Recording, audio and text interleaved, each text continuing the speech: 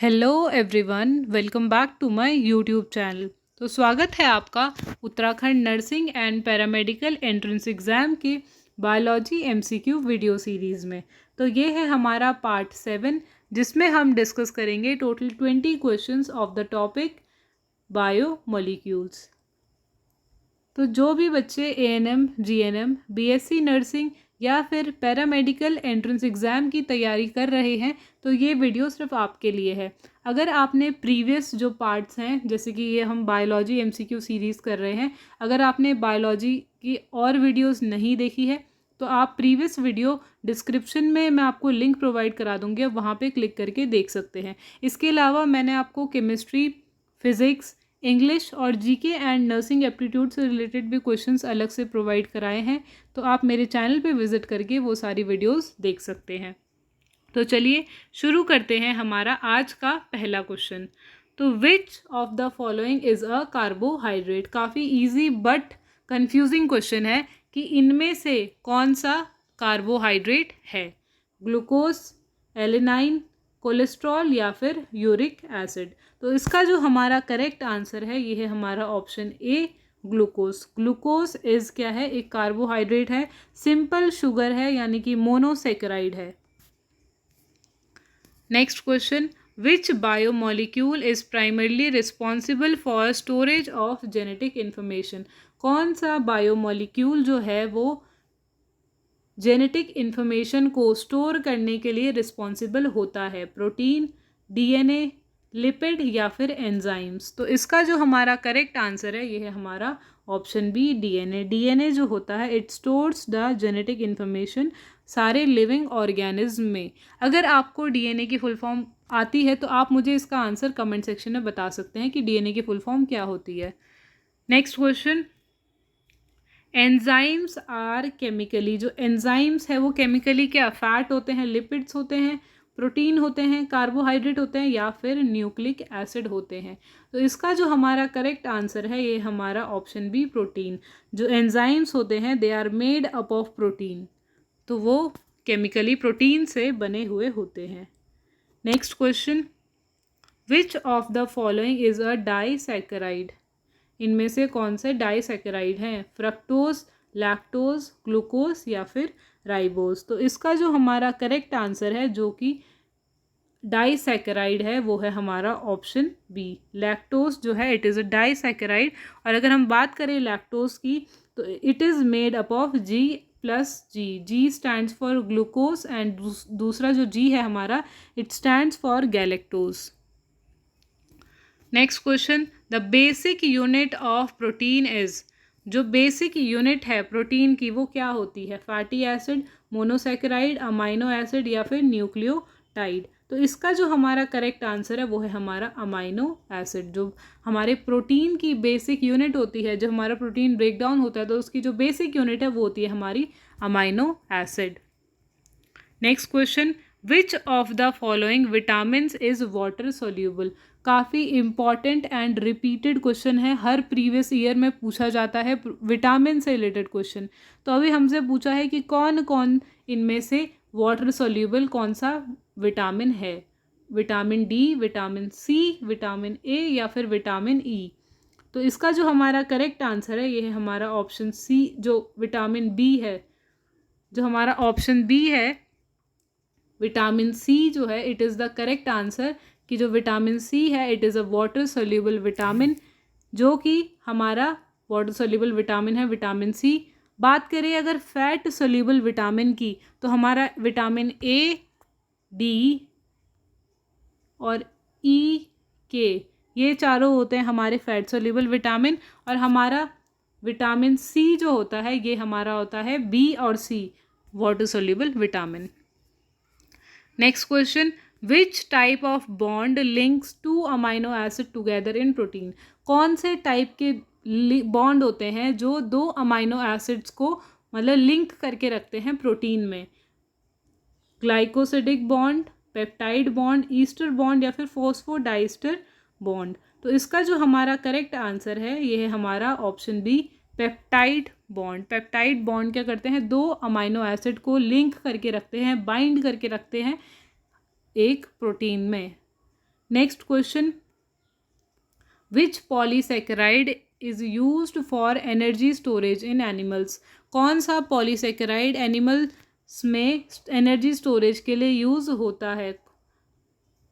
Cellulose, glycogen, starch या फिर chitin? तो इसका जो हमारा करेक्ट आंसर है ये है हमारा option b, glycogen. Next question, lipids are insoluble in water because? जो लिपिड्स होते हैं वो वाटर में इनसोल्यूबल होते हैं, क्यों होते हैं? Because they are ionic, they are non polar, they are too large, या फिर दे कंटेन नाइट्रोजन, या फिर उनमें नाइट्रोजन होता है इसलिए। तो इसका जो हमारा करेक्ट आंसर है ये है हमारा option B, that is they are non polar, इसीलिए they are insoluble in water. Next question, which of the following is a nitrogenous base that is present in RNA but not in DNA? इनमें से कौन सा nitrogenous जो base है वो RNA में present होता है पर DNA में नहीं होता है, लेकिन DNA में नहीं होता है? तो एडेनाइन, थाइमीन, गुएनिन या फिर यूरेसिल?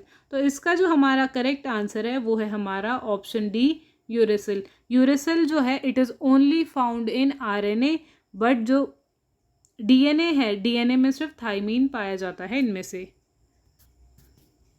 नेक्स्ट है, which macromolecule has the highest yield energy yield per gram? कौन सा माइक्रोमोलिक्यूल है जिसकी हाईएस्ट एनर्जी यील्ड है पर ग्राम?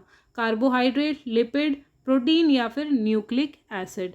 तो इसका जो हमारा करेक्ट आंसर है वो है हमारा ऑप्शन बी, लिपिड। लिपिड जो है मतलब यानी कि फैट, ये हमें सबसे ज़्यादा एनर्जी देता है पर ग्राम में, जो कि है 9 किलो कैलोरी हर ग्राम से, पर ग्राम। नेक्स्ट क्वेश्चन है हमारा, what is the bond between monosaccharide called? जो दो मोनोसेकेराइड्स के बीच में बॉन्ड होता है उन्हें हम पेप्टाइड बॉन्ड बोलते हैं, ग्लाइकोसिडिक, ईस्टर या फिर हाइड्रोजन बॉन्ड? तो इसका जो हमारा करेक्ट आंसर है वो है हमारा ग्लाइकोसिडिक बॉन्ड। तो हमने पढ़ लिया मोनोसेकेराइड यानी कि जो कार्बोहाइड्रेट्स के बीच में बॉन्ड होता है वो होता है ग्लाइकोसिडिक, लेकिन जो प्रोटीन के बीच में जो अमाइनो एसिड को लिंक करके रखते हैं उसमें होता है पेप्टाइड बॉन्ड। तो ये दोनों चीज़ों में आपको कन्फ्यूज़ नहीं होना है। जी से ग्लूकोज, ग्लूकोज होता है हमारा कार्बोहाइड्रेट, और पी से होता है हमारा प्रोटीन। तो पेप्टाइड जो बॉन्ड होते हैं वो हमारे प्रोटीन में प्रेजेंट होते हैं। Next question, which element is found in protein but not in carbohydrate and lipid? कौन सा ऐसा एलिमेंट है जो प्रोटीन में पाया जाता है लेकिन कार्बोहाइड्रेट और लिपिड यानी कि फैट में नहीं पाया जाता है? ऑक्सीजन, कार्बन, नाइट्रोजन और हाइड्रोजन? तो इसका जो हमारा करेक्ट आंसर है ये है हमारा ऑप्शन सी, नाइट्रोजन। जो नाइट्रोजन है वो सिर्फ प्रोटीन में पाया जाता है, ना कि कार्बोहाइड्रेट एंड लिपिड्स में। Next question, which one of the following is not a component of nucleotide? इनमें से कौन सा एक कंपोनेंट नहीं है न्यूक्लियोटाइड का? Sugar, phosphate group, nitrogen base या फिर अमाइनो ग्रुप? तो इसका जो हमारा करेक्ट आंसर है ये है हमारा option d, amino group. Next question, the enzyme that breaks down starch into maltose? ऐसा कौन सा एंजाइम है जो स्टार्च को माल्टोज में ब्रेक डाउन कर रहा है? तो इसका जो हमारा पहला ऑप्शन है लैक्टेज, अमाइलेज, माल्टेज या फिर पेप्सिन? तो इसका जो हमारा करेक्ट आंसर है ये है हमारा ऑप्शन बी, अमाइलेज। अमाइलेज जो है एक ऐसा एंजाइम है जो क्या कर रहा है, स्टार्च को माल्टोज में ब्रेक डाउन कर रहा है, और जो अमाइलेज है ये हमारा सलाइवा में पाया जाता है। Next question, the denaturation of a protein affects it? जो डीनेचुरेशन होता है प्रोटीन का उससे क्या प्रभावित, मतलब कि प्रोटीन के डीनेचुरेशन से किसे प्रभावित करता है? तो इसका जो हमारा पहला ऑप्शन है प्राइमरी स्ट्रक्चर, ऑप्शन बी है सेकेंडरी और टर्शरी स्ट्रक्चर, DNA बाइंडिंग या फिर पेप्टाइड बॉन्ड? तो इसका जो हमारा करेक्ट आंसर है वो है हमारा सेकेंडरी एंड टर्शरी स्ट्रक्चर। तो जो हमारा डीनेचुरेशन होता है वो प्रोटीन के शेप को क्या करता है, it affects the protein shape but do not primary amino acid की चेन को अफेक्ट नहीं करता है, इसीलिए प्राइमरी स्ट्रक्चर को कोई इफेक्ट नहीं पड़ रहा है। अफेक्ट पड़ेगा तो सिर्फ सेकेंडरी और टर्शरी स्ट्रक्चर्स को। Next question, which biomolecule act as a catalyst in living organism? कौन सा बायोमोलिक्यूल एक कैटलिस्ट की तरह एक्ट करता है एक लिविंग ऑर्गेनिज्म में? डीएनए, प्रोटीन, लिपिड या फिर कार्बोहाइड्रेट? तो इसका जो हमारा करेक्ट आंसर है वो है हमारा ऑप्शन बी, प्रोटीन जो है it acts as a catalyst.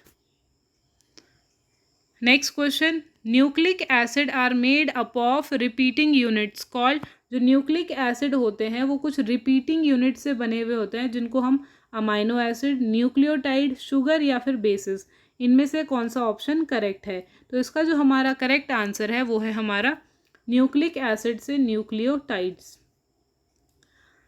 Next है हमारा, which of the following statements are about cellulose is true? Cellulose के बारे में इनमें से कौन सी स्टेटमेंट है वो ट्रू है?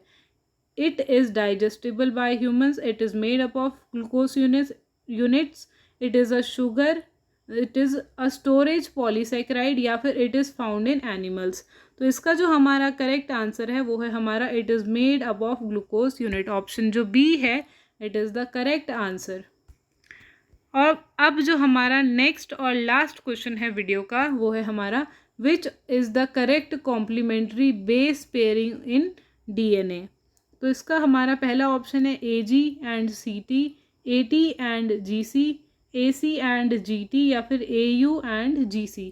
तो जो डीएनए की करेक्ट वो है बेस की पेयरिंग है, इसका जो करेक्ट आंसर है वो है हमारा AT एंड GC। इसमें ए जो है AT में एडेनाइन, T है थाइमीन, G है ग्वेनिन एंड जो हमारा C है वो है साइटोसाइन। तो इसका जो हमारा करेक्ट आंसर है वो है हमारा ऑप्शन बी। तो ये था हमारा बायोलॉजी MCQ वीडियो सीरीज़ का पार्ट 7 जिसमें हमने इम्पॉर्टेंट क्वेश्चंस डिस्कस करे। तो मुझे उम्मीद है कि आपको ये वीडियो पसंद आया होगा। तो अगर आपको वीडियो पसंद आया है तो वीडियो को लाइक करें, शेयर करें और चैनल को सब्सक्राइब करना ना भूलें और साथ ही साथ बेल आइकन को भी दबा दीजिए ताकि नेक्स्ट वीडियो की नोटिफिकेशन आपको तुरंत मिल जाए। तो मिलते हैं नेक्स्ट वीडियो में एक और नए इम्पॉर्टेंट टॉपिक के साथ। तब तक के लिए all the best for your preparation and thanks for watching.